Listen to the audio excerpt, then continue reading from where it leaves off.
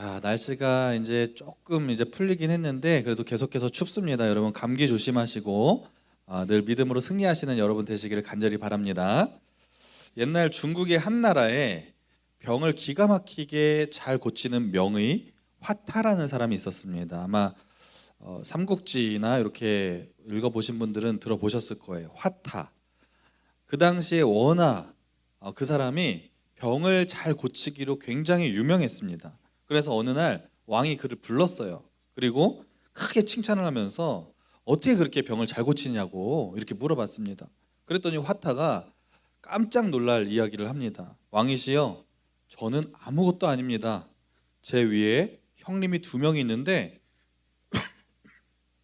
저는 두 형님에 비하면 아무것도 아닙니다. 두 형님은 저보다 더 뛰어납니다. 이렇게 얘기를 하는 거예요.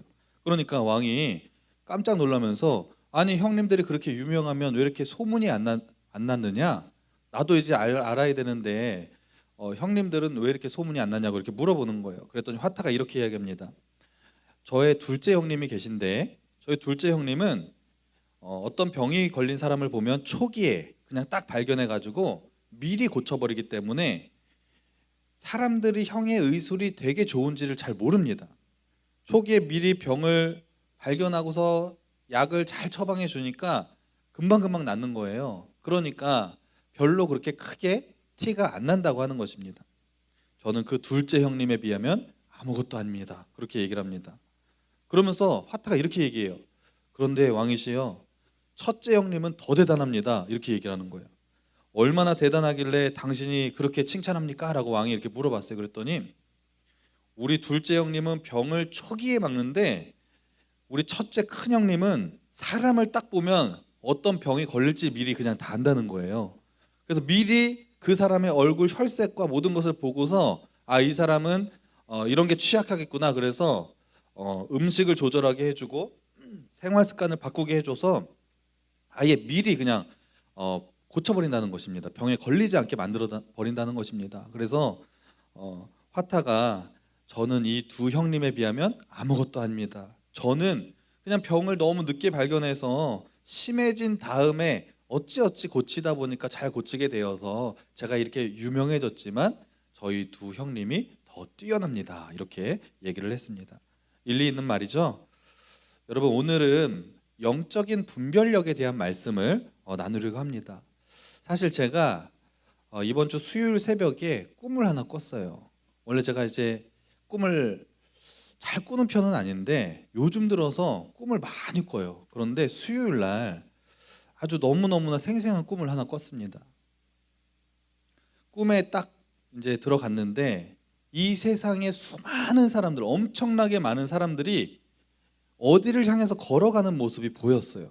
그리고 그 사람들이 수많은 무리들이 어디를 향해서 다 걸어가고 있는데 사람들 다 옆에 사단 마귀가 다 이렇게 붙어 있는 거예요. 사람들이 엄청난 많은 사람들이 걸어가는데 사단 마귀가 그 사람들 옆에 다 붙어서 같이 걸어가고 있는 것입니다. 너무 끔찍했어요. 와, 끔찍해. 무서워. 두려운 마음이 막 들었습니다. 그런데 가만히 제가 보니까 그 무리들 속에 저도 있는 거예요. 저도 아무렇지도 않게 그들의 무리 속에서 섞여서 그렇게 걸어가고 있는 모습을 발견하게 됐습니다. 그런데 그때 어떤 일이 일어났냐면 갑자기 뭔가 저의 몸에 마치 콘센트를 전기 코드에 꼽는 것처럼 제 몸속에 무엇인가 확 연결이 되자 갑자기 그 사단이 보이지 않던 그 제 눈에 사단의 역사가 한눈에 확 보이게 된 거예요. 제가 화들짝 놀랐습니다. 그러면서 그 사단의 무리를 뛰쳐나오면서 제가 꿈에서 깼어요. 제가 이 꿈을 꾸고 나서 직감적으로 생각했어요. 이거 하나님이 나에게 뭔가 전하시고자 하는 메시지가 있구나. 그렇게 생각을 하고 그날 새벽에 바로 교회 나와서 기도를 하면서 묵상했습니다. 하나님, 제가 이런 꿈을 꿨는데 왜 이런 꿈을 하나님 꾸게 하신 것입니까? 그래서 기도하고 묵상하는 가운데 하나님이 저의 마음속에 영적인 분별력에 대한 아주 강력한 마음을 주셨어요.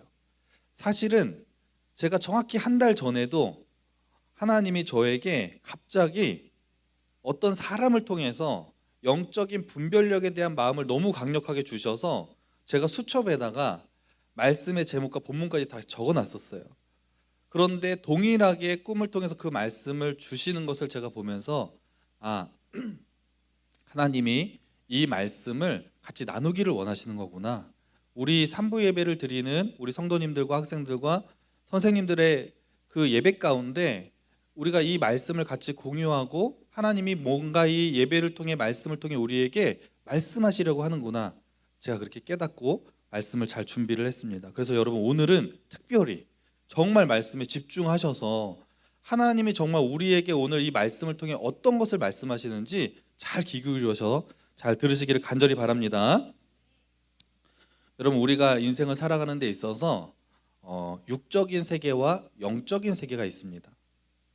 영적인 세계는 하나님의 영이 성령이 우리를 믿음으로 살도록 늘 끊임없이 인도하시고, 육적인 세계는 사단이 우리를 저 지옥불로 끌고 가기 위해서 끊임없이 유혹하고 있습니다. 우리 눈에는 보이지 않지만 이 세상에 영의 세계가 있는데 하나님의 영과 사단의 영이 공존하면서 역사하고 있다는 것입니다.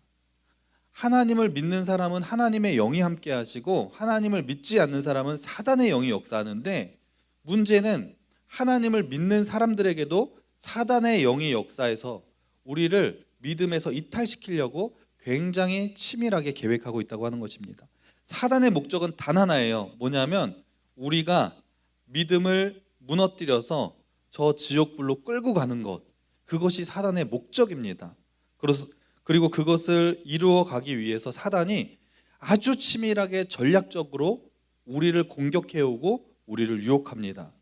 이것이 사단의 공격인지, 그런데 우리는 이것을 분별하지 못할 때가 많아요. 이것이 사단의 공격인지 나의 욕심인지 그냥 우연히 일어난 것인지 우리는 이것을 분별하기가 쉽지 않습니다. 그래서 오늘은 사단이 우리를 어떻게 공격하고, 그리고 우리는 그 사단의 공격을 어떻게 분별하고 대처해야 되는지 함께 말씀을 나누기 원합니다. 여러분, 사단이 우리를 공격할 때 그 사단의 공격에 대처하는 사람들의 모습을 보면 신앙의 하수와 중수와 고수로 나눌 수 있습니다. 하수는 어떤 사람이냐면, 아까 제가 초두에 화타에 대해서 말씀을 드렸죠. 화타는 형들에 비하면 하수입니다. 그냥 병이 심하게 걸려야 그때 알고 고치는 거예요. 신앙의 하수는 어떤 사람이냐? 사단이 공격을 합니다. 그 공격을 하는 것을 뒤늦게 알고 맞서 싸워서 이기는 거예요. 그런데 이기는 것만으로도 잘하는 건데, 그럼에도 불구하고 우리는 이 사람을 신앙의 하수라고 부를 수 있습니다. 그 다음에 신앙의 중수는 어떤 사람이냐? 사단의 공격을 미리 막아요. 사단과 싸우기 전에 사단이 딱 나를 공격해 오는데 미리 막습니다. 그리고 싸우지도 않고 미리 막아서 이기는 것, 그것이 신앙의 중수입니다. 고수는, 최고 상수는 어떤 사람이냐면 아예 사단이 공격할 빌미 자체를 주지 않는 사람이에요. 여러분, 이런 사람들은 어쩌면 우리가 딱 그 사람을 보면 굉장히 평안한 듯 보이고 평범해 보이지만 어쩌면 그런 사람들이 신앙의 진정한 고수일 수 있습니다. 어떻게 보면 정말 저 사람은 죄도 안 짓고 정말 너무 모범적으로 살고 집하고 교회밖에 몰라요. 직장, 학교 이거밖에 모르는데 사단에게 아예 빌미를 주지 않는 거예요. 그러니까 신앙의 상수, 고수가 될 수 있다고 하는 것입니다. 여러분, 에덴 동산에서, 그런데 사단의 공격과 반응 속에서 제일 어리석은 하수가 있습니다. 어떤 사람일까요? 사단이 분명히 우리를 공격해 오고 있는데 그 공격 자체를 아예 인식도 못하는 거예요. 사단이 나의 마음을 굉장히 미혹하게 만들고 죄의 길로 막 가게 만드는데 그 분명히 사단의 역사거든요. 몰라요. 그냥 내 생각대로, 내 그냥 마음에 끌리는 대로 그냥 사단에 이용되어서 결국에 죄의 길로 가는 사람들을 정말 제일 어리석은 하수라고 할 수 있습니다. 에덴 동산에서 아담과 하와가 그랬어요. 아담과 하와에게 사단이 뱀에게 침투해서 뱀이 아담과 하와에게 다가갔습니다. 그리고 유혹하죠. 그런데 아담과 하와는 그것이 사단의 역사인지 몰랐어요. 그리고 거기에 넘어갔습니다. 여러분, 우리도 그럴 수 있습니다. 사단 마귀가 지금도 이 예배를 끝나고 나서 여러분이 각자의 집으로, 삶의 터전으로 돌아갔을 때에도 끊임없이 어떠한 루트를 통해서 여러분을 공격할 때가 있어요. 그런데 정말 신앙의 하수는 그 공격을 전혀 깨닫지 못하는 거예요. 여러분, 의사가 큰 병에 걸린 사람을 치료하기 위해서 치료해야 되는데 환자를 위로하기 위해서 긍정적인 막 거짓말을 합니다. 이거 수술해야 되는데 아유 괜찮아요, 이렇게 정말 그 말을 하기가 힘들어서 위로하기 위해서 괜찮다고 얘기합니다. 그러면 어떻게 해요? 그 사람을 죽이는 거예요. 그것처럼 우리에게 어떤 상황이 벌어질 때, 어떤 말이 들려올 때 그 배후에 무엇이 존재하고 사단이 지금 나에게 어떻게 역사하는지를 여러분 분별할 수 있어야 돼요. 오늘 말씀을 통해 여러분이 사단의 역사를 분별할 수 있게 되기를 간절히 소망합니다. 어느 사모님이 실제로 있었던 일에 기도원을 갔어요. 왜 갔냐면 교회가 이제 개척교회였는데 부흥이 안 되니까 너무 힘든 거예요. 목사님도 남편 되시는 목사님도 교회 부흥도 안 되고 교회 막 어려움이 있으니까 사모님이 어떻게 할 수가 없어서 어떤 시골에 기도원을 찾아갔어요. 겉은 번듯한 기도원인데 뭔가 좀 이상한 기도원이었던 것 같아요. 근데 그걸 모르고 갔어요. 그리고 그곳에서 기도를 하는데 원장님이 이제 다가와서 얘기를 하게 됩니다. 그리고 원장님이 이렇게 얘기하는 거예요. 당신 남편 목사를 풀어줘야 된다, 이렇게 얘기를 하는 거예요. 하나님께 내가 기도했는데 하나님이 말하기를 당신은 남편 목사와 만났으면 안 되는 사람이었다는 거예요. 여러분, 하나님은 절대로 이렇게 가정을 파괴하거나 분열하시는 분이 절대로 아님을 믿으시기 바랍니다. 무엇이든지 분열하고 깨뜨리는 것은 사단의 역사예요. 그런데 그 원장님이 잘못된 신앙을 가지고 있었겠죠. 그래서 말했어요. 당신 남편 풀어줘야 되고 당신이 지금 결혼했기 때문에 남편의 목회를 맡고 있는 겁니다. 그러니까 헤어지라고 얘기하는 거예요. 사모님은 가뜩이나 생활도 힘들고 신앙적으로 영적으로 굉장히 힘들어서 위축되어 있는데 기도원의 원장 목사님이 그런 말을 딱 하니까 이걸 그냥 분별하지 못하고 완전히 마음속에 그 말이 꽂혀버린 겁니다. 나 때문에 교회가 부흥 안 되는 거였어. 내가 남편을 만나지 말았어야 됐어. 나 때문에 내 남편이 불행한 거야. 이런 마음이 지배하기 시작해요. 사단이 완전히 그 사모님을 지배한 거예요. 그리고 이 사모님이 그래서 결단합니다. 내가 사라져야 되겠구나. 그리고 처음에는 남편에게 얘기해요. 내가 이렇게 기도를 받고 이렇게 했는데 우리 헤어져야 된다고 얘기합니다. 여보, 우리 헤어집시다. 남편 입장에서 얼마나 황당해요. 지금까지 잘 지내던 사모가 헤어지자고 하니까 뭐 문제가 있는 것도 아닌데 안 된다고 했습니다. 그러니까 계속해서 설득하고 헤어지자고 하는데 남편 목사님이 말을 듣지 않으니까 내가 사라져야 되겠구나, 그렇게 결단을 하고 손을 이렇게 그어버려요. 손을 그어서 응급실에 실려가고 어떻게 해서 다시 살아났습니다. 남편 목사님 입장에서는 하늘에 날벼락이 떨어진 거죠. 지금 교회를 위해서 기도하고 성도들을 돌봐야 되는 그런 시간에도 불구하고 그거 하기에 바쁜데도 불구한데 지금 내 아내가 자살 시도를 했다니. 그러니까 그때부터는 집에 완전히 불안감이 계속해서 엄습하는 거예요. 언제 또 자살 시도를 할지 모르니까 아이들도 남편 목사님도 계속해서 불안한 나날을 보내고 있던 어느 날 이 사모님의 마음속에 또 사단이 침투해서 역사하는데 4층 빌라로 올라가서 거기서 뛰어내렸습니다. 그런데 또 극적으로 살았어요. 몸이 만신창이가 됐습니다. 그러면 그만둬야 되는데 결국 한 번 사단에 사로잡히니까 주변에서 말리고 뭐 이렇게 해도 어떻게 할 수가 없어요. 그래서 결국에 열차에 뛰어들어서 결국 죽었습니다. 여러분, 사단이 우리를 이렇게 미혹하는 일들이 이 사모님을 그냥 단적으로 보여준 것뿐이지 굉장히 각기 다양한 방법으로 우리를 미혹해서 우리를 저 지옥불로 끌고 가게 만든다고 하는 것입니다. 여러분 자살하면 안 돼요. 지옥 가요. 내가 좀 힘들고 어렵다고 해서 여러분 자살하면 지옥 갑니다. 절대로 자기의 몸을 함부로 건드리면 안 됩니다. 사단이 공격이 얼마나 강력한지 여러분 알고도 넘어질 때가 많이 있어요. 알고도. 어느 날 예수님이 수주자 베드로에게 말씀하셨어요. 베드로야, 너가 닭이 3번 울기 전에 나를 배신할 거야. 이렇게 말했더니 베드로가 얼마나 믿음이 좋아요. 아유, 예수님, 저는요 예수님과 함께라면 저는 감옥에 들어갈 자신도 있고 저는 죽을 각오도 돼 있는 사람입니다. 제가 어떻게 예수님을 배신하겠습니까? 저는 절대로 예수님을 배신하지 않을 겁니다. 이렇게 얘기를 했어요. 예수님의 말을 듣고 베드로가 무슨 생각했을까요? 호언장담을 했지만 예수님의 말이 그 마음속에 계속 남아있는 거예요. 아, 내가 언젠가 나에게 무서운 환경이 다가오겠구나. 내가 예수님을 배신할 수 있는 어떤 상황이 다가오겠구나.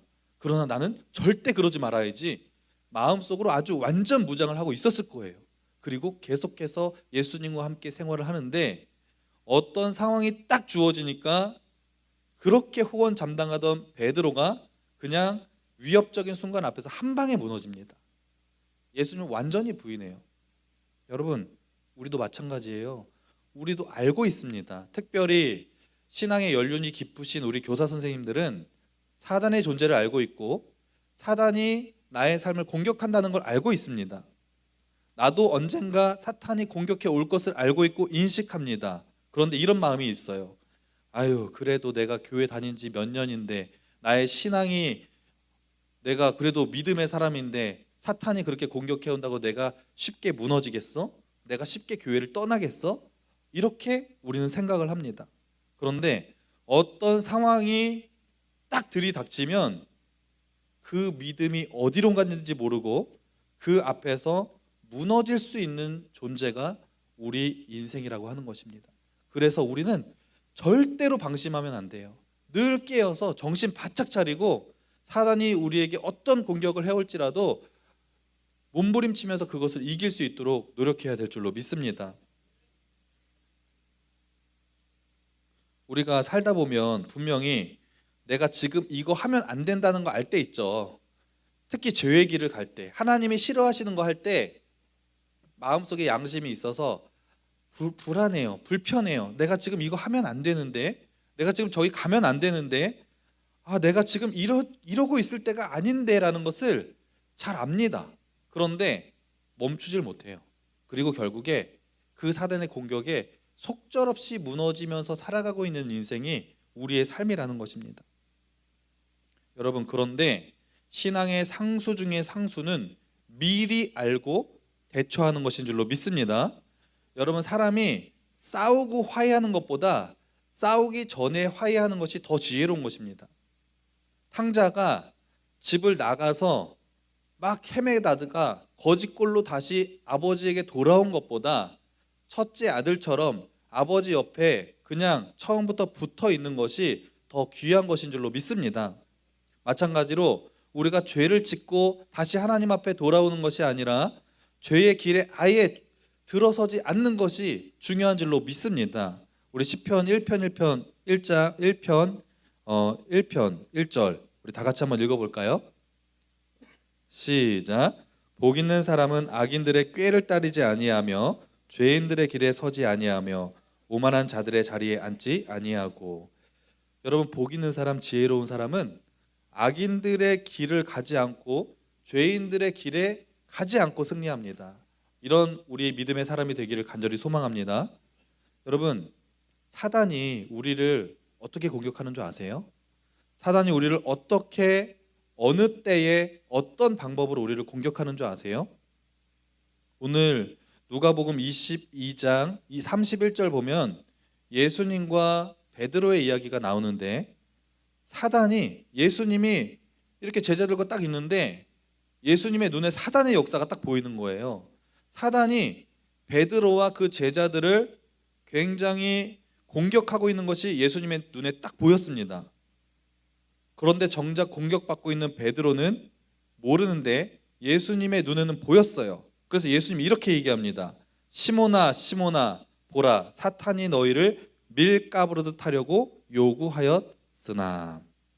이 말이 무슨 말이냐면 사탄이 제자들의 믿음을 흔들기 위해서 마치 사탄이 하나님 앞에 나와서 욥을 시험해도 되겠냐고 말했던 것처럼 사탄이 예수님에게 와서 저 제자들 베드로를 그렇게 흔들어도 되겠냐고 지금 물어보는 거예요. 예수님이 절대로 안 된다고 하시죠. 사단이 왜 제자들을 공격합니까? 믿음을 떨어뜨려서 그 믿음의 공동체에 벗어나게 해서 지옥불로 끌고 가려고 그렇게 공격한 것입니다. 여러분, 아까도 말씀드렸지만 사탄의 목적은 분명합니다. 우리의 믿음을 떨어뜨려서 예수님을 부인하게 만드는 거예요. 사단이 베드로를 공격하는데 어떻게 공격하냐면 두려움으로 공격했어요. 막상 현실이 닥치지 않을 때는 베드로가 이길 것 같았어요. 주님, 제가 어떻게 감히 주님을 배신합니까? 저는 절대로 안 그럽니다. 그런데 딱 그 상황이 되니까 한 방에 쓰러지는데 어떻게 쓰러지냐? 사단이 어떻게 역사하냐? 누가복음 22장 56절을 한번 보겠습니다. 사단이 베드로에게 어떻게 역사하는지 다 같이 읽겠습니다. 시작. 한 여종이 베드로의 불빛을 향하여 앉은 것을 보고 주목하여 이르되 이 사람도 그와 함께 있었느니라 하니. 예수님이 로마 군인들에게 잡히셨죠. 결국에 십자가에 달려 돌아가시기 전에 재판장에 끌려가셨습니다. 다른 제자들 다 도망갔어요. 그런데 누구만 예수님 따라갔어요? 저 먼 발치에서 베드로만 예수님 따라갔습니다. 끝까지 의리를 지키려고 했어요. 나는 절대로 배신하지 않을 거야. 예수님이 어떻게 잡혀가시지? 그러나 나는 끝까지, 내가 한 말이 있잖아. 나는 예수님 끝까지 지킬 거야. 예수님 옆에 있을 거야. 그러면서 저 뒤에서 밤이니까 몰래 예수님을 따라가서 예수님이 재판받는 장면을 저 뒤에서 지켜보고 있습니다. 그런데 갑자기 그 베드로를 어떤 한 여종이 보더니 이 사람도 아까 그 예수님과 같이 있었습니다 라고 소리를 치자마자 베드로가 그냥 한 방에 무너집니다. 그냥 예수님을 배신하는데 배신하는 정도가 아니라 예수님을 막 저주하는 거예요. 수제자였던 베드로가 예수님을 저주하면서 그냥 예수님을 배신했습니다. 사단의 공격에 무참히 무너졌어요. 여러분, 이처럼 사단이 우리를 공격하는데 한 사람 한 사람 공격할 때 그냥 공격하지 않고 전략을 가지고 공격합니다. 우리의 약점을요 집요하게 파고들어요. 베드로의 약점을 두려움을 이용해서 그를 무너뜨렸습니다. 여러분, 우리도 마찬가지예요. 사단이 우리가 어떤 약점을 가지고 있는지 다 알고 있습니다. 여기 앉아 계신 모든 분들 있죠? 저는 몰라요. 그런데 사단은 여러분이 무엇을 좋아하고 무엇을 싫어하고 어떤 부분을 딱 건들면 여러분 그냥 바로 쓰러지는 것을 너무 잘 알고 있어요. 그래서 사단은 다른 거 건드리지 않습니다. 여러분이 약한 거를 건드려요.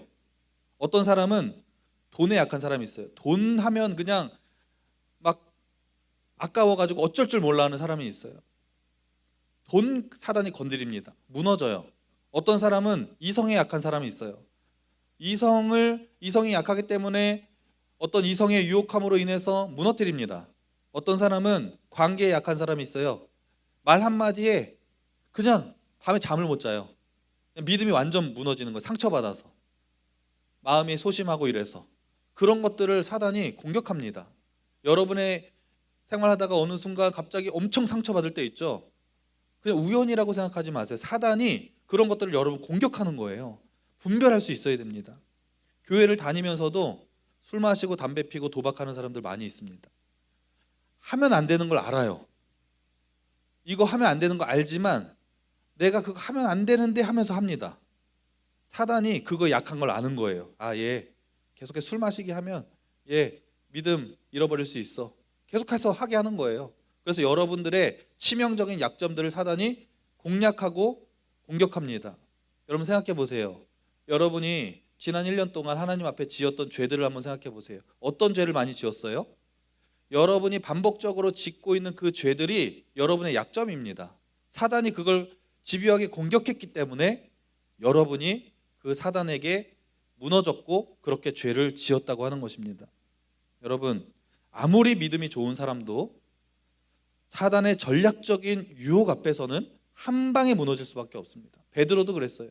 저도 마찬가지고 아무리 이 세상에 정말 존경받고 훌륭한 목사님이라고 할지라도 누구도 장담할 수 없어요. 여러분, TV나 어떤 언론 매체를 통해서 우리가 존경하는 너무나 유명한 목사님들이 어느 순간 여자 문제, 돈 문제 이런 것들로 정말 존경받다가 한순간에 훅 가시는 거 봤죠?